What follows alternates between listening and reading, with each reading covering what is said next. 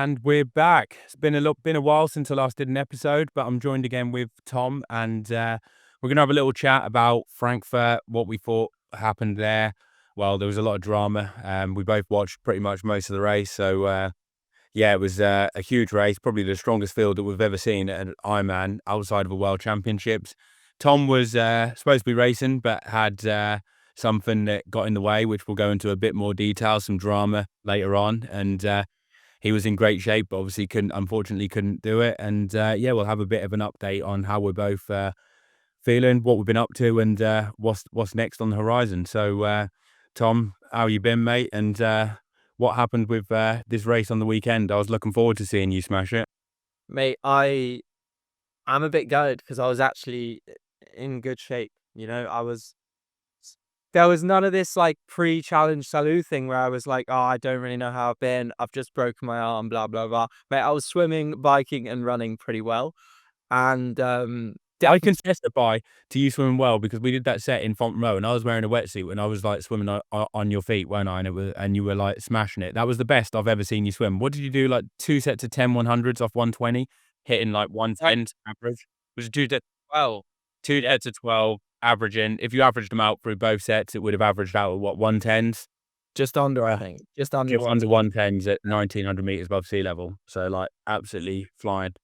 Yeah, and I was doing good numbers on the bike and stuff as well. And I basically, the short version is I was halfway to Welsh Sea and my car broke down, and I just couldn't make What it. happened? Like, talk us through the drive then. So you were in Fontenay and then you were like, right, what day was it when you decided to leave then? Like, what's the full story?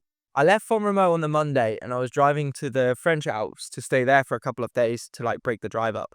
And I was driving to a town that I know really, really well, part of the Alps I know really well. And just about an hour from getting there, my car starts making this kind of like ringing noise from the engine. I think, oh bloody hell, like heat shield's loose or something. And yeah, basically I got there, and the car was just getting louder and louder and louder. How loud are we talking? Like, were you putting the music up louder and louder to dim it out, and it got to the point where you couldn't dim it out anymore? I could hear it over the like as over the loudest Jack Kelly Precision Fuel and Hydration advert, mate. I could hear I could hear this ringing. So it was pretty loud. And yeah, I got there late on Monday night. On Tuesday went to the garage and I was like, oh, I think my heat shield's loose. Can you have a look? Because it's making an annoying noise. I was genuinely thought it was gonna be like a half an hour thing. And yeah, they come back like I left my car with them and then come back an hour later after I'd been. Garage is right next to the lake, so I walked down the lake, had a nice swim, thinking I'm gonna get ready for a race. I'm absolutely flying here. And yeah, walked back to the garage, and they were like, oh mate, something in the engine, I don't really know about cars, but was completely destroyed, and it needed a new one, and it was gonna cost me €1,000. Fucking hell. So yeah, my bank account is if anyone wants to sponsor the podcast, I'm a bit short of cash at the moment. So my bank account's considerably lighter, and the car works again. The problem actually was the annoying thing is when they fixed it on Monday after the race was meant to be.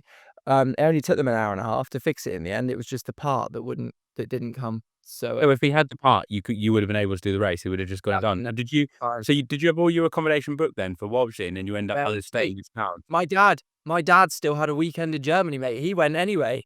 So he was in Walshy. Your dad was in Walshy without you. Yeah. My dad stayed in just in a town just over the border in Germany for the week. Did he watch the race? No, he went to Gay Pride in Munich on his birthday. He had a lovely time. No, he didn't watch the race. He doesn't really care that much about triathlon. Well, he does, but only when I'm racing. So yeah, it was he had a lovely weekend in Munich instead. Yeah, it was. I mean, it was fine. I was stuck in the French Alps. How were you annoyed or not annoyed? Or not annoyed? Like, were you just training out there in the end, or were you like really angry and you were like, your motivation took a hit?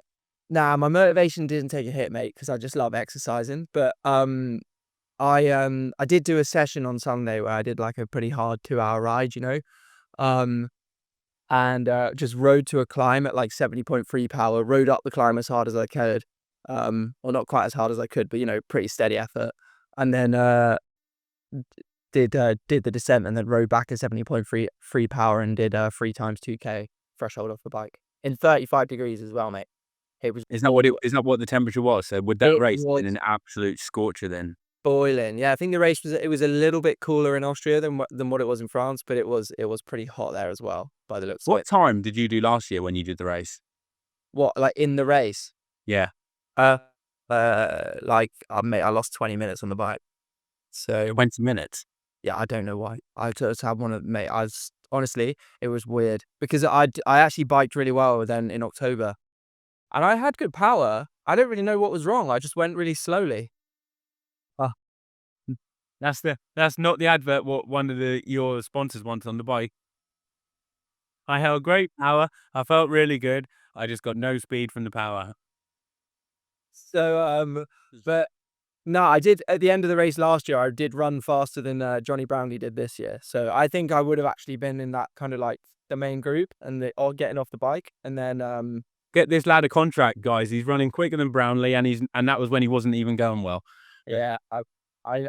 But I did my 3 times 2K off the bike with my friend Norberto, who's Italian. So yeah, it was good, mate.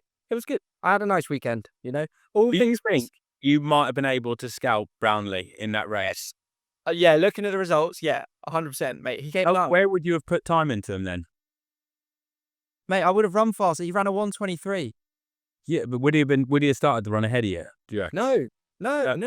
Mate, I'm swimming front group and I'm not getting dropped on the bike. He lost 5 minutes on the bike. I'm not losing 5 minutes on the bike. Yeah, but do you think if he'd have known that there was another Brit and the Tom Epton was in there, he'd have been like, "Fuck this, I'm not having him beat me." He definitely have known who I am, mate. When I was in racing in Challenge Pagera, and I was in the group with Tom Bishop, and I like introduced myself. What did he say? I said, "Hello, mate, I'm Tom." What to Johnny Brownlee in the race? No, to Tom Bishop in Pagera. Really? Yeah. But then I dropped him. So I know. yeah, no, mate. It's yeah, it was. I think I would have beaten him. Yeah, I would have come better than 9th in that race. I think. That would have been a huge scalp for you to take, wouldn't it? You'd have been more chuffed with that, wouldn't you? Oh, mate, I'd have put it in my Instagram bio. I saw say that Brownlee's going to be a dad. Oh, really? He got married. I saw he got married. Yeah, he posted a picture up of the baby scan. Reckons a few months' time, and the baby's going to be here. I'm not sure if it's going to be a boy or a girl, but or if he's announced that. But yeah, in a few months' time, he's going to be a dad. Have you got any tips for him? Well, mate, like, I'm probably the wrong person. And Sal says, and Sal, Should he ask you or Sam Long? yeah. I see Sam Long post stuff up, and he sounds like he's like super dad or something, like flipping heck. Like I might ask him for some tips. Yeah, mate, he's got better since he had a kid. Yeah, he has. But more motivated. I don't know. Maybe he just wants to get out of the house more.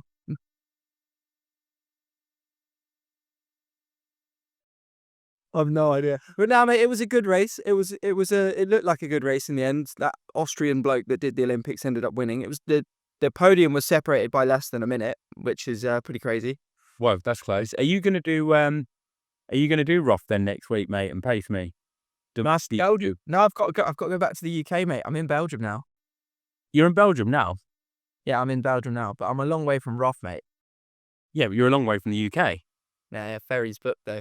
Ferry's already booked. Are you gonna? Well, have you seen the start list? It's been updated because Jonas Schomburg's racing now. Oh, I thought he was going to do it after Frankfurt. I knew when he pulled out on the bike, I was like 100% he's going to be doing Roth because he's like, I've tapered for this. I've trained hard for it. Roth's an hour and a half, 2 hours away. I'm doing that now.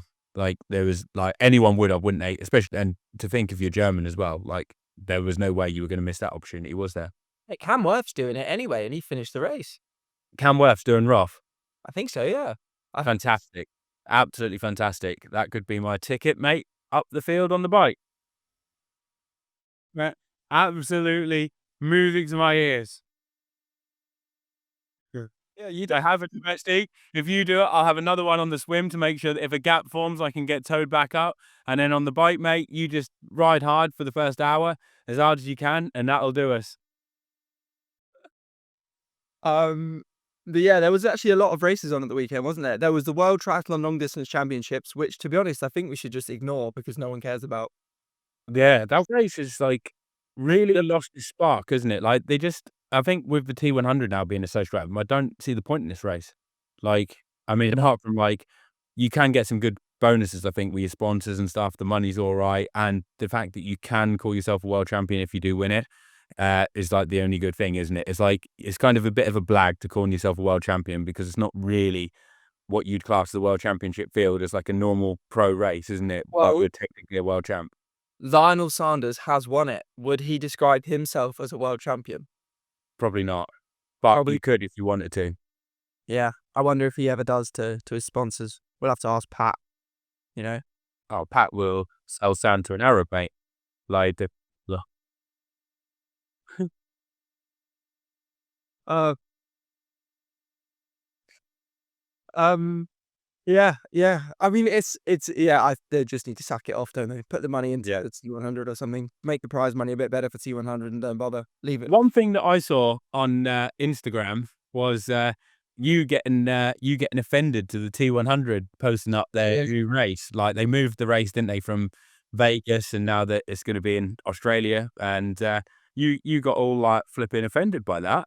I copped a lot of shit for that, but right, I think everyone completely misunderstood what I was saying.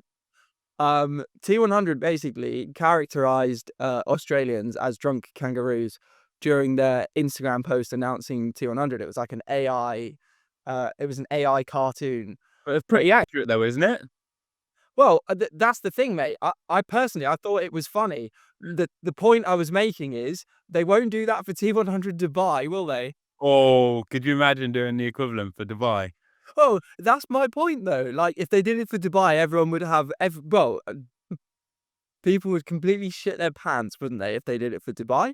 But they do it for Australia, it's fine. If they do it for England, that would probably be fine, you know. So my point was not that T100 shouldn't post that for Australia. It's that they should make jokes about all of their host nations, not just. Oh, right. What? So you were kind of saying you're taking the mick out of Aussies, which is fine. I find it funny personally. But how come if this is the way you're going to do things, you don't do it for everything? Because it's like, and I guess like they know that Aussies will take it as a bit of banter and they've got a good personality, whereas other nations get a bit too hit up, don't they? Yeah, I do. That is what I think. I think if you're going to do it for one host nation, you should do it for all of them. But yeah, I did upset, mate. I even Really screwed people's calendars up though, isn't it? Because wasn't Vegas going to be like before Nice? Am I right in thinking it was before Nice, or was it before the 70.3 Worlds? Because I was talking to Jackson Laundry the other day, and he said he was thinking of doing it, but it was 2 weeks before World Champs. It must have been 70.3 Worlds. It was grab each. So, free world. and then now, obviously, people, if they were using that as one to fill their contractual obligations up, now they might end up having to fly flipping half around the other side of the world to race in Australia. It is a complete shambles. Why? Why would they be so disorganized? Because surely, if you're announcing you've got a race in Vegas, it's all done. Like the only thing that could stop it is something big politically that happens there, some kind of like disaster. I don't know, like if there was like forest fires in Canada and there was blowing smoke all down, it was like terrible, or riots or something like that. Like out of their control. But to cancel it for that, is the venue just said no, we don't want it, we're not interested now. Suddenly the council turned on them. Ironman can manage it. Challenge can manage it. My local Reading triathlon organisers can manage it. The T100 can't manage it. Is basically the way that it seems to be. And I don't really understand what's so difficult about it. If you don't have the race 100% secured, you don't have the contract signed, you don't have the council saying if we pull out of this contract we are going to owe you X amount of money or whatever, then you just don't announce the race. Because A-Troopers paid for flights, they paid for accommodation, they paid for race entries, and they're basically all just like, the T100 are like, oh, we can just transfer your entry over to another race. And it's like, yeah, but I've spent £1,000 on a flight and £1,000 on my bloody Airbnb in Vegas. That's the thing, isn't it? If you'd already paid for your flights and you were going out there with your family and you paid for your accommodation, you'd be right miffed about that, wouldn't you? And if you were traveling with the family, you would have definitely already sorted all that out. Yeah. A-Troopers booked that stuff miles in advance as well.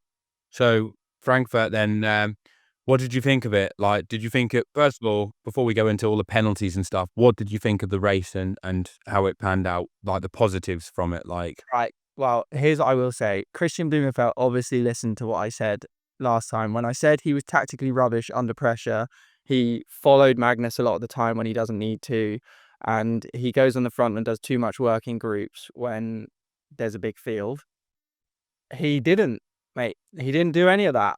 He sat in a group, he did absolutely nothing, and he ran a fast run. He was tactically really, really good this race. So I do think that that's a genuine like improvement from him, from what we've seen historically, which is really good. Kasper Stornes had a really good run. Kristian Hogenhaug was completely incredible. And it was also quite nice to see Gustav Eden back. yeah. No, I thought it was a great race. I think Kristian is so hard to beat, isn't he? Because he can back up and run basically 2:30 to 2:35, somewhere like that. I guess it depends how hard he needs to run. Like Texas, he only run like 2:34, but didn't really need to run any harder, did he? You know, it was like, so why would he? This one, he was obviously pushed a bit further and needed to run, you know, sub 2:32. And had Kristian Hogenhaug not have received that 1 minute penalty and had to stop, I think it would have gone either way. I honestly don't know if Kristian Blummenfelt would have won that, because the last 8K, he would have had a 2 minute deficit. And I think if Hogenhaug knew that he had 2 minutes with 8K to go, he would have really gone to the well. But when he got caught with like 6.5K to go, I think he was kind of like, I'm running for second now. I'm not going to match his pace. But had it have been like another 4K down the road, 5K down the road, you know, and it's like, we're talking last 1,500 meters, it's anyone's game.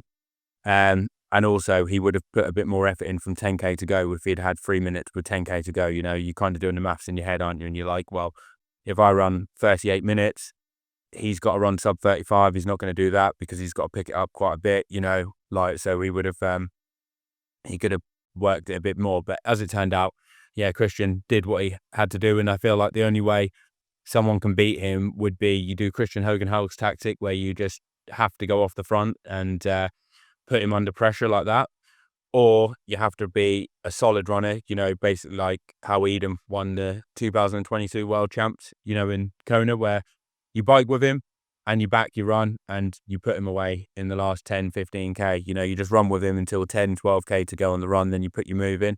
And at the moment, no one can outrun Kristian, really, can they, in an Ironman? Potentially Langer in Kona, you know, if they're both in their top days, I think it would be very close. I don't know. I think you'd probably bet on Lang if he's in his normal top form, just because I think he's a bit better in the heat.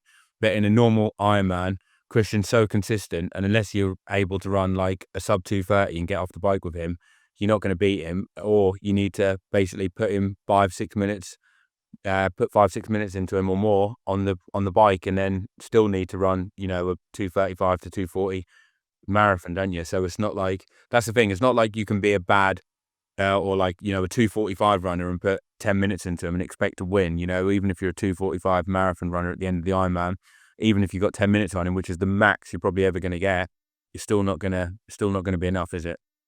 No, and yeah, I think there's probably a couple of guys that can beat him. There's that Brazilian guy that ran a.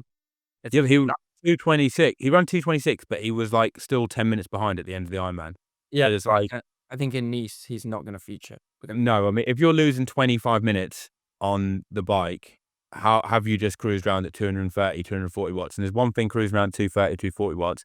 And there's another thing probably riding 320 normalized power in 32-degree heat and then running the 230 off the bike. It's completely different in it, you know, like Brazil, I think, was cooler temperatures, like 18, 20 degrees, you know, little bit overcast from what I saw, drizzly, and you probably just sat in and rode 240, 250 watts, you know, it's a zone 2 ride, isn't it? You know, your carbohydrate stores are a lot higher. You know, this race, Magnus, I'm sure like some of the others, it's hard to say when you're just watching it on the TV, but I'm sure there would have been some surges by some of the athletes to try and drop Kristian or test him, you know, or some athletes would have just wanted to break away anyway. So it would have been quite surgy on some of the climbs, and that is what kind of damages you for the run, isn't it, a bit? Yeah, on the bike apparently it was quite surgy and it was very stop start. Who said that? Casper, when he's talking about Casper Pedersen, when he's talking about Magnus's his race, he was saying that Magnus was frustrated that he couldn't get away. I think one of the things on that course is so flat that actually there's not really anywhere to break. It's not actually that flat. There is some good climbs in that course. When I say good climbs, yeah, like they take about 2 minutes, stuff like that. You know, punchy ones, like 2 minutes, like, of hard riding to get up it. So you can, like, you could put people under pressure a bit if you, like, hit it really hard on them. They're like, you know, they're kind of like long enough that if you've got the legs, you can kind of pull away, but not too long that they're like a climber, you know. And then like if you get a gap, you're right. It's just you just need to get a gap on them climbs because Yeah. otherwise you then hit a fast descent and then it can kind of bridge back up. I think sometimes part of the problem is people like they get away, they put a dig in, they get away, but then once they get like 30 or 40 meters, the motorbikes go in between the gap, and then all of a sudden the people behind get sucked back up again because they're only 15, 20 meters behind a motorbike, and they can kind of use that to get back to the person who's put an attack in. It just keeps groups together. Yeah, I think before we go on and talk about the like negatives, because the race kind of went to shit a little bit when they got on to the run, and a lot of stuff kind of happened from race referees that ruined it. Oh, Do you think? one thing I wanted to say on the bike was I wonder what would have happened with Schomburg doing this, because he was riding over the first 24K. If you go back on the tracker, he put 3 minutes into Blumenfelt in 24K on the bike, a minute and 15, minute and 20 into Hogenhaug in that time. And he was, you know how long, if you go back and watch it and you see where his front ends completely came off, he was there with the mechanic for ages, wasn't he? Yeah. When he rejoined after that, he was in the Blumenfelt and Magnus group. And that was after so long of being stopped. It was crazy. He was like absolutely flying. And God knows whether or not he would have actually managed to keep that up or how hard he would have gone in the last 80K of the ride. But at that point, he was motoring, like he was like flying. He does have a track record of racing the first portion of a triathlon very fast, though. He does, yeah. So which is why I'm not sure how what he would have done afterwards or whatnot, but he must have been putting out phenomenal power at the start to just ride like that. You know, he must have been what, 400 watts, 380, 400 watts, something like that. I mean, Yeah, must have been. he's a super strong guy, and like always, kind of even when you like listen to the short course guys talk about, you know, people that they it's painful to be on the bike in the bike group with and stuff. He's definitely someone that's like, oh, Is he? identified as a strong cyclist. So I think yeah, I think it's it'll be interesting to see how he goes over Ironman. He'll definitely be good in the next year or two. He'll be good in Nice. I think he'll be good in Nice. He's qualified. Yeah, well, you said he's racing Roth, didn't you? Now? Yeah. Well, that's what I heard. I heard he's got his start transferred over to Roth, so we see interesting to see how he goes in Roth. Um, did you see I think that? he's been at flying Roth. Did you reckon that Hogenhaug got a bit of a tow from the lead car? Yeah, definitely. Like at some point that lead car was only what, 40, 50 meters in front. So that would have definitely helped because it didn't have like a big timing sign on the top as well. So it was bigger than a normal car. A motorbike at 50 meters at 45 kilometers an hour is about what, like 20 watts? There's a whole bunch of studies that are done on this sort of thing where they basically build scale models of motorbikes, cars, and cyclists, and they put them in a small like wind tunnel or like fabric tunnel type thing, and they basically measure the CDA change progressively from like 2 meters back to 20 meters back to 50 meters back. There's a massive effect at 50 meters. It's huge. Like, Oh yeah, and that's what I mean. People don't realize that. Like the average person that watches it thinks that if a motorbike or a car, they think if a motorbike's 30, 40 meters ahead, then that's absolutely fine. But it's not the same as a road bike being 30, 40 meters ahead. Like a motorbike is massive, especially when you've got two people on it. They're wider, they're bigger. The amount of like wind that is pushing out the way is massive. And then when you start adding in 3, 4 motorbikes, and that's the problem. Like that's why I don't bother doing a pro series race, because I'm not going to go out to swim at the front. And I feel like you've got a lot of good swimmers, a lot of decent people at the front. That is too risky to turn up to an Ironman when you can only do so many of them a year, and then potentially have 8 people getting moto help off the front because they're already really good athletes. And then if they got any help from a motorbike, that already makes it really hard. So then you're just totally screwed. You know, it's just think impossible. the only kind of saving grace here for everyone, I guess, is that all the groups had bikes. You know, Did they? or at least the front 3 groups. The kind of the Yeah. until the Well, I mean, the first 3 groups, then you've kind of like got most of the people, haven't you? Like, but I mean, ideally it would be good if no one got motor pace, but like, I mean, if there's motorbikes with the first three groups, at least it does even it out, like you say, so not like one group's not getting motor pace 10, 15 minutes off the front. Yeah. But yeah, so they got off the bike. Hogenhaug had this ginormous lead, and he got a penalty. There were two penalties on the run, Hogenhaug's penalty and Ditlev's penalty. Just quickly, before we talk about either of them, do you think either of them were penalties? No, I think they were absolutely ridiculous. So for people that don't know, like Hogenhaug came out of transition, and we listened to the How They Train podcast, and they had Casper there, who was like Magnus's coach. Does he coach Magnus, or is he like a good friend? Like, I think he's mates with Magnus, and like he's part of the kind of setup. But so he's basically mates with Magnus, and he's mates with Kristian Hogenhaug, because I heard he said he lives like 500 meters down the road from him, and he's good mates. So basically, he's like mates with both of them, like really good. So he wanted them to obviously do well. Kristian Hogenhaug came out of transition. He obviously shouted a split to give him a bit of help, which is completely normal. And then a little bit later down the road, you know how it is, right? Like when you see your mate in an Ironman, you shout some encouragement and like take a few steps alongside them.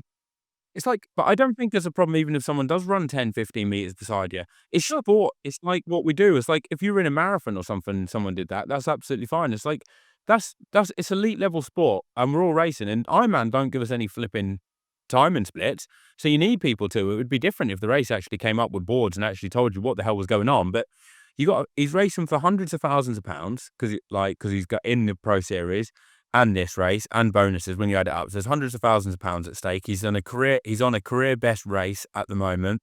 He gets off the bike with around 8 minutes lead, but whether or not he knows that is anyone's guess. He just knows that he rode hard, and he probably doesn't even know what the gap is. So his mate's trying to like tell him he's 8 minutes ahead, and then the marshal makes him stop for a minute. Like, how far into the run? 2K, do you reckon? Something like that. 1,500 meters, 2K into the run. He's like having to stop for a minute. Yeah, right at the start of the run. So right when you're getting into a good rhythm, you just have to completely stop. And then it just meant that Kristian would have got, actually one thing that I didn't think about before was some of the guys would have got a timing split coming into transition at like 8 minutes, and then something else that would have been quite motivating for them, because they wouldn't have known what had happened with Kristian Hogenhaug. They would have then got a split a minute and a half probably quicker than him, so that instantly they would have got a lift, like, oh yes, like I've taken a minute and a half out of him in like the first 4 or 5K. They didn't know that he stopped, but mentally that's a huge boost to you, when you start off knowing that you're like catching that time out of the person in front. And I didn't think about that actually, and having an impact on the race as well. But it turned out in the end. And then another penalty I'll go into before we talk about the other bit was Magnus was getting, what was he getting? Drinks, gels and stuff at an aid station, like all that kind. I think he was getting ice, wasn't he, actually? And he was putting it down his suit or something like that. Yeah. And then just as the aid station ended, he chucked his drink bottle or whatever it was, like it was picked up from the aid station on the floor. The aid station was too short. That's because like he was literally doing stuff the whole time. As soon as he finished, he just threw it on the floor. The cyclist comes up to him and gives him a penalty, or tries to disqualify him. I think he tries to say that you've got a penalty, and Magnus is obviously like, no, I haven't, because it's ridiculous. And then he tries to like disqualify him and give him a red card. And then Magnus obviously isn't too happy, and you can hear gives him some choice words back, and then carries on. But at that point, Magnus was running the same speed as Kristian. He wasn't losing any time. He was just running 15 seconds ahead of him, wasn't he? 15, 20 seconds, going at a good pace. And it's looking good for him. And then that would really, really play with you mentally, wouldn't it? Because all of a sudden, you're thinking like, I'm in the hunt for the win. And then now you've been told you're disqualified, and you're thinking, oh, do I carry on? What's the point in me carrying on? Will this be overturned? And then you're also thinking, do I stop now because I haven't done too much damage on the run? And what should I race Roth next week? Obviously, because he's like set the world record 2 different times in Challenge Roth.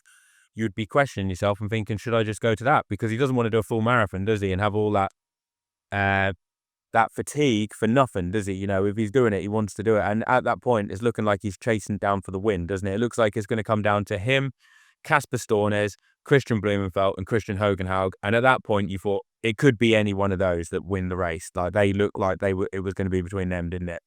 Mate, I think he still needed to qualify for Nice. You're joking. No, because he would have qualified at South Africa. Oh, yeah, he qualified. Okay, yeah.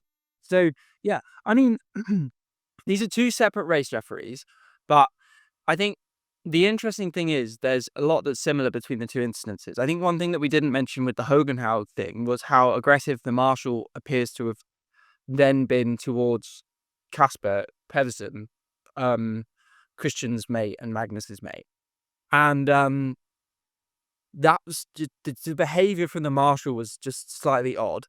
And then the behavior from the marshal with Magnus's penalty. I mean, you can watch the video. I think Slow Twitch posted it today, and I sent it to you. And you can sort of see again from the marshal. It goes from like 0 to disqualification in no time at all, doesn't it? It's really weird. Like, he drops the cup. Like, I don't know if it was in the littering zone or slightly outside the littering zone. It was really unclear. But the littering zone wasn't big enough anyway. Right. That's the main thing. It's like, but this is something that, like, me and you have done, 1,000 times in races. Like, you drop the cup in the littering zone and it bounces out the littering zone. Or you drop, like... Well, you drop it as soon as you finish. And if it's in the littering zone or if it's not, there's nothing you can do. It's like, as soon as you've gone out the aid, as soon as you've drunk it in the aid station, you're throwing it, aren't you? You can't carry it for 2 kilometers. You know what I mean? Like, and you just assume that the littering zone is long enough that you should have a reasonable amount of time to finish your drinks and your food and stuff. Like, I mean, these guys are running 2:30 marathon pace. They're not running 9-minute marlin. You know, you need time to get your shit together, don't you? Like, this is, and it's it's 2 examples of race referees on a power trip. It seemed to me like the race referees wanted to be the main person in the race, and they wanted it to be about them, and that they, instead of actually facilitating a good race and doing their job, which is meant to be to make it safe and to uphold the rules, which are actually meant to be sensible, they tried to make it seem about them, and they were impacting the race, and they were fucking it up, really. And they were like, the negative impact what they would have had could have been huge. I mean, Magnus was so lucky that the cameras were on him. I think it was huge. I think it genuinely materially impacted both Magnus and Kristian Hogenhaug's chances of winning the race. I think they both could have won without the penalties. Yeah. Without disqualification. Well, and... yeah, I think it's completely plausible that Magnus could have run a 2:30 and or at least been fighting for the win for 30k. He definitely would have come better than 8th. And I think it's completely plausible that Kristian Hogenhaug would have held off Blummenfelt. Oh, yeah. Magnus was actually so lucky that the cameras were on him when the referees did that and tried to disqualify him, because if the camera wasn't on him, he would have been disqualified. They would not have rebuked that penalty. There was absolutely no way that would have got turned over. It was just because everyone watching it was just gobsmacked and just like, what the fuck? Like, this guy is chasing the wind down. And he was obviously taken back by it because he swore. And like, when you see Magnus in interviews and stuff, he's quite a calm, calculated talker. He's not normally someone that would react like that. So you can see emotionally, like, it really hit him, like it would anyone, and totally acceptable. You know, like, if anyone's told that in the middle of a race when you're working your hardest and you're like in the heat of the moment by someone who's on a complete power trip, you know, you would be so angry.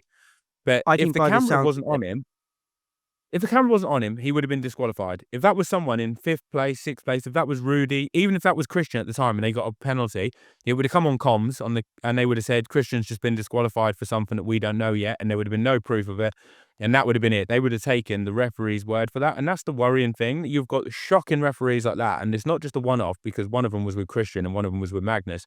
And then on the bike, there was also what seemed like a lot of penalties.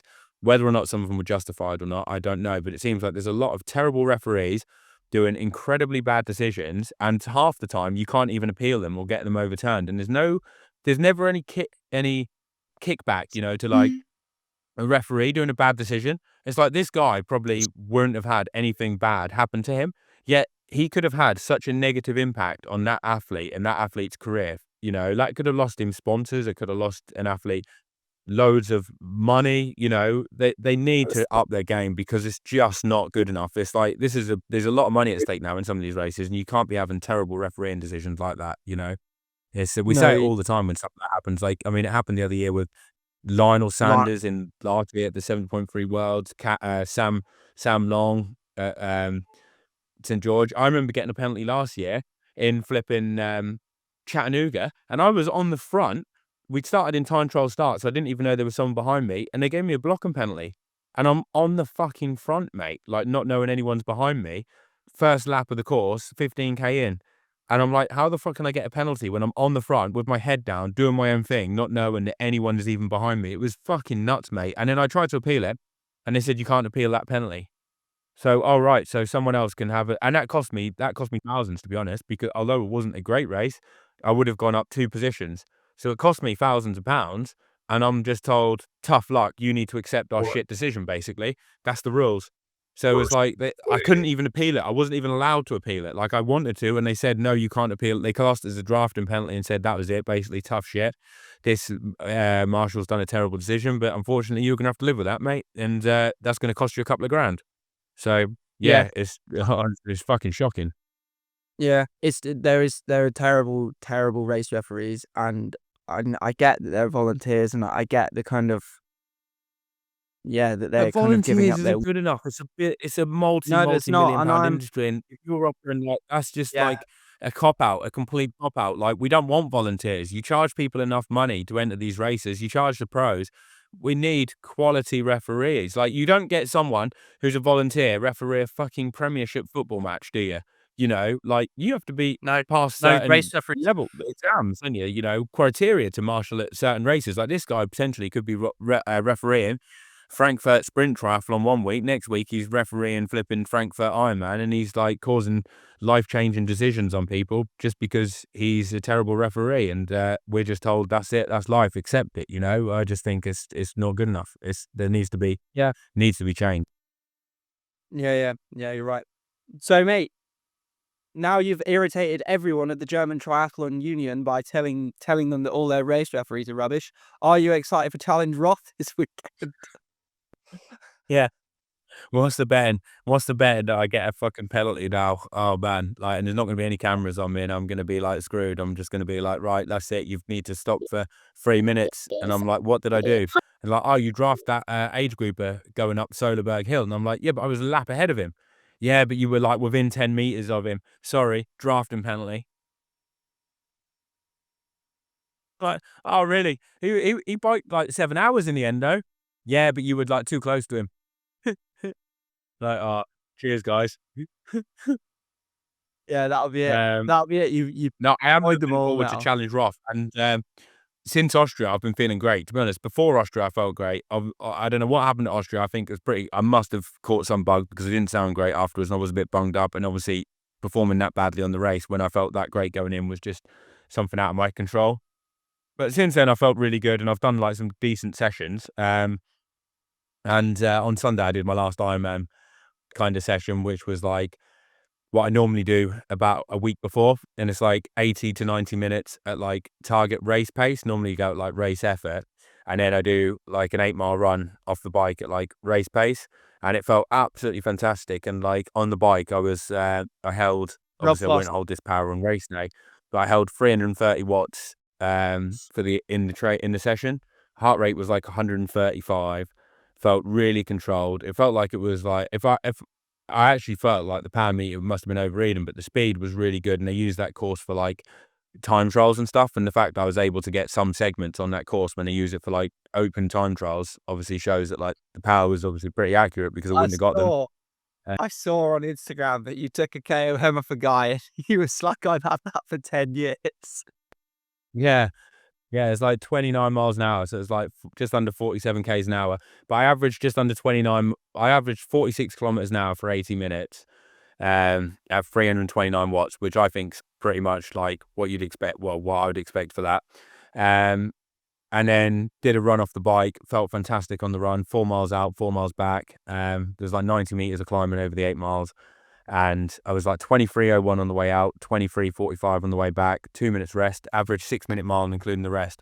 So yeah, I was like well pleased with that. Like it couldn't have gone any better really. So just ticking over, making sure I stay away from like, you know, doing anything that could potentially get you ill or anything like that, and just taking it sensibly really. But everything seems like it's going really well. I feel fantastic. If I feel on like I did on Sunday on race day, I'll be so pleased. Yeah. Well, that's good to hear, mate. Have you seen the start list? Yeah, It's been I have. Yeah. pretty good. So it's got, well, I'll read some highlights from it. Bart Arnout's bit of a relic, but still pretty decent. Still winning Ironmans. Felipe Azevedo.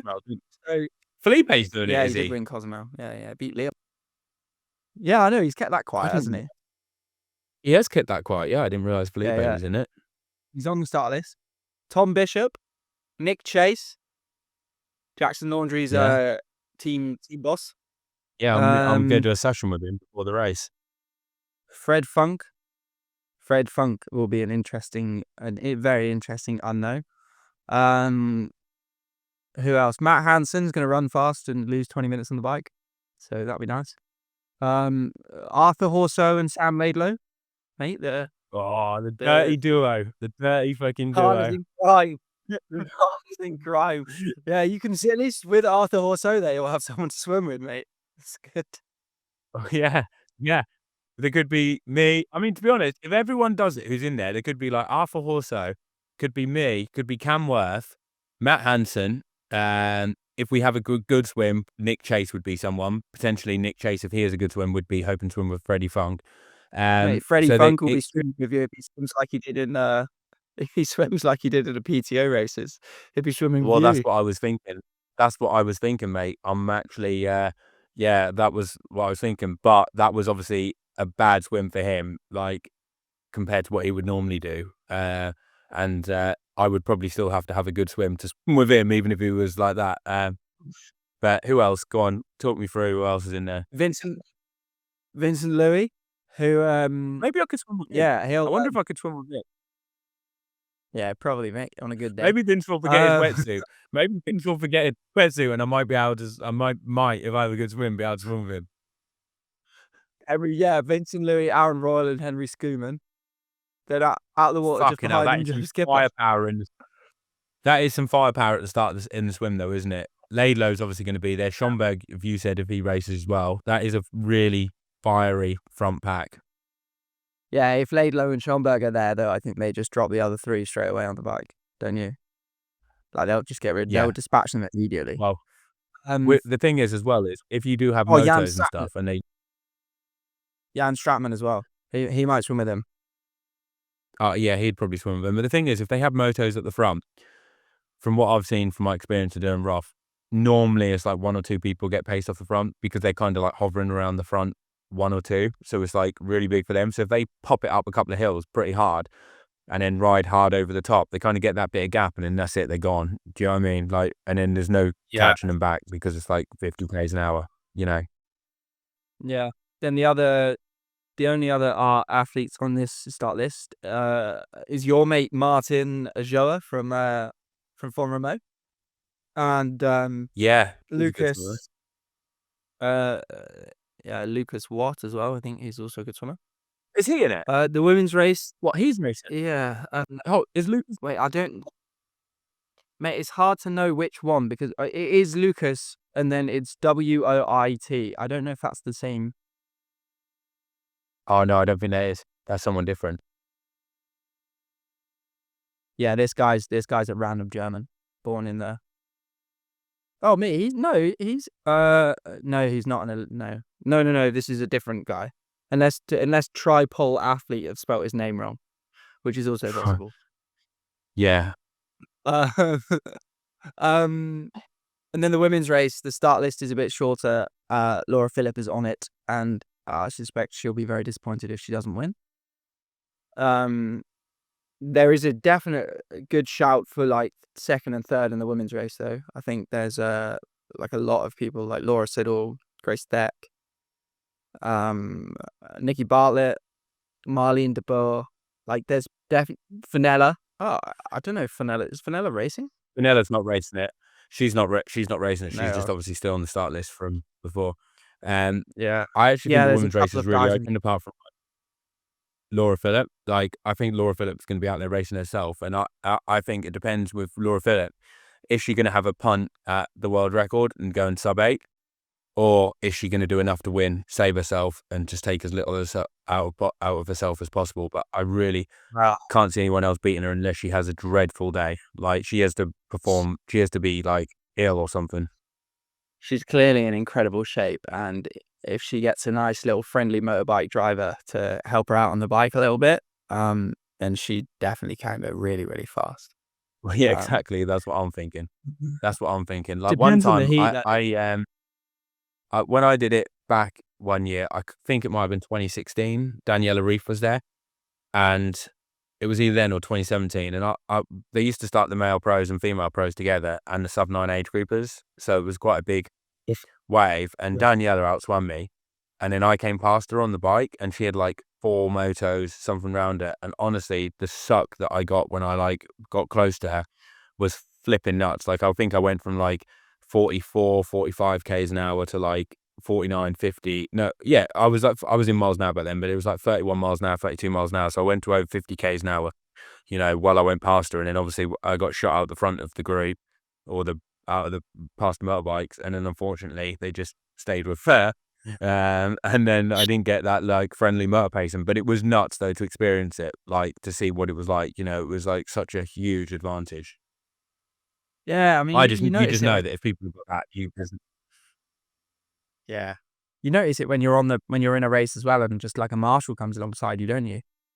I mean, yeah, you you do. see, so Chris McCormack used to yeah, tell me that he'd keep talking to him, like, like asking them questions, waving to the camera, playing up, because then they'd stay with him, like, and he'd be blowing kisses to it, because then the motorbike would be like, they'd be loving it, and then they'd like ride in front of you, and then you got a bit of a pull, and he was like, you got to play the fucking game. He said, that's good. he Yeah, told me one year when he was doing the race, I can't remember who it was he was racing, but he was racing a German guy, and he would like, he was got out to swim with him. Then on the bike, he fucked off up the road. And then I think it might have been Jürgen Zach or someone. Don't quote me on this. It might not have been that guy, but it was a German guy. And the motorbike stayed with the German guy. They paced him back up. And the German said to him, Chris, you see all these motorbikes here? And he's like, yeah. And he's like, they're all for me. So every time you go up the road, they're pacing me back up to you. There's no point. And then he like tried again. And then the same thing happened. And he was just like, oh, fuck, So like in the end, he decided like, I'm just going to have to stay with it. And then he just like stayed with the guy, because he's like, this is fucking pointless. Like, I'm not going to get away or anything. And it ended up being a bit of a run battle, and he got it in the end. But then he said after that, the next year, he's like, blowing the motors, kisses, waving at him and stuff. So they all stayed with him. hands up to the pre-race press conference speaking German. Yeah. Just Yeah. on But yeah, it's Duolingo for the crazy. year Yeah. after. Yeah. Oh, mate. Well, how's But yeah, how's now your I'm German? You I'm learn? flying out tomorrow. Auf Wiedersehen. Can say that. I Nice. can count to 10. I couldn't get to 10. No, I couldn't do that. There you go. I did it at school, mate. I did German at school. 1, 2, really? 3, 4, 5, 6, 7. So that's a few. That's basically all I can do. So yeah, I'm traveling out tomorrow, mate, and my dad's actually gone tonight in the van. So he's absolutely racked some miles up this year. So he's gone to Font-Romeu in the van with me, 1,000 miles. Then we drove back on a Wednesday, 1,000 miles back. Then he drove to Austria on a Sunday, so literally 5 days later, 1,000 miles. Drove back from Austria the following Tuesday, 1,000 miles. And now he's driving to Roth, I think 650 miles, something like that. If you're in K's, about 1,000 kilometers. That Peugeot is racking the miles, mate. It's I hope it lasts. I hope it lasts. Yeah. Can't be any worse than the Citroen, mate. I'm sure it will get there. Oh Well, yeah. if I mean, it breaks down on the way to breaks down on the way to Roth, all my bikes. Yeah, you're in trouble there, mate.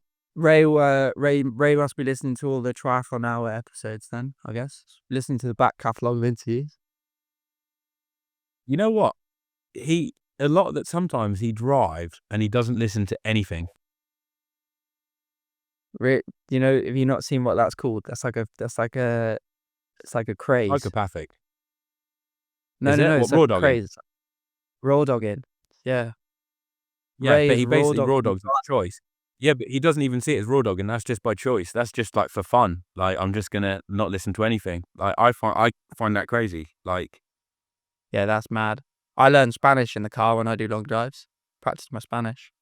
I have like a Spanish listening podcast that I listen to. do you Or I reckon? listen to. All right.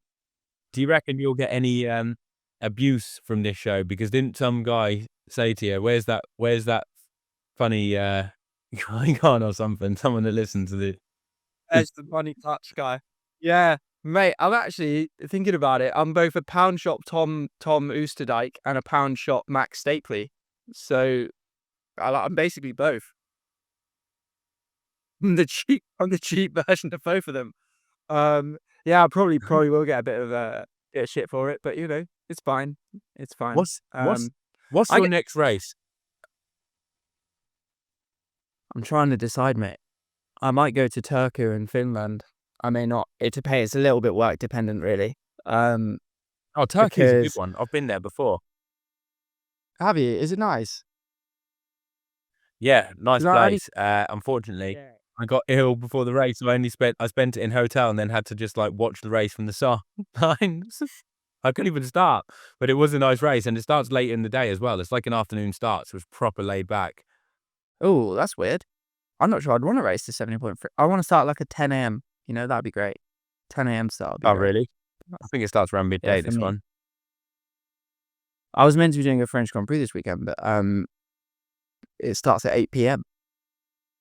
Oh, that'd be absolutely perfect. I flipping love that. No, I couldn't hack that. Couldn't hack that because you have to have like So caffeine and stuff in your body, you know. Then you have yeah, sleeping racing at afterwards 8 is a p.m. nightmare. Yeah, Sleeping is can't.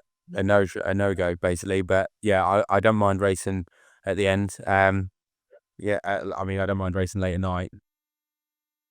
Anyway, I think we'll leave it there. It's been nearly an hour now, but thanks for joining the show, Tom. And I might catch up with you while I'm in Roth or something. Give you a bit of an update prior to the race. If not, I'll catch you after the race, and we'll have a proper debrief on the show. And yeah, have a good We week. Have definitely a good need weekend, mate. we need a long Roth debrief, don't we? I think you know the people want There'll be a some long drama. one, I can a detailed Roth. guarantee you there will be some drama. Yeah, just make friends. Be nice to all the referees in the briefing, mate. But some of them will come there, you know. Just introduce yourself. Say, hey, I'm Joe. How's it going? You know, I really enjoy your work officiating. Think you do a great job. Thanks. Thanks for coming. I really enjoyed your work in Frankfurt, guys. Like, awesome job. Yeah, I hope the German Federation aren't sending the same fucking referees. Those guys need to be benched and put on a Hopefully course they for a speak few English. weeks. All right. Mate, they all See you do. later. The Germans speak perfect English. Yeah, I'll see you later, mate. Have a good evening. Cheers. Bye.